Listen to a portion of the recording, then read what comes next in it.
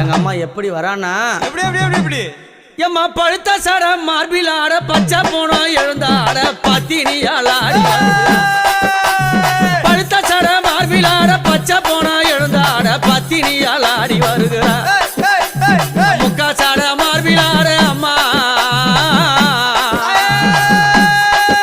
அந்த முக்கா சட மார்பில் ஆட முக்கா சட மார்பில் ஆட முண்டமெல்லாம் எழுந்தாட உத்தமியால் ஆடி வருகிறா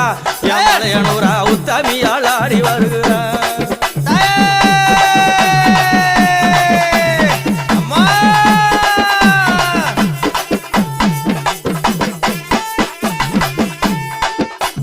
மாறி கோடல் கிழித்து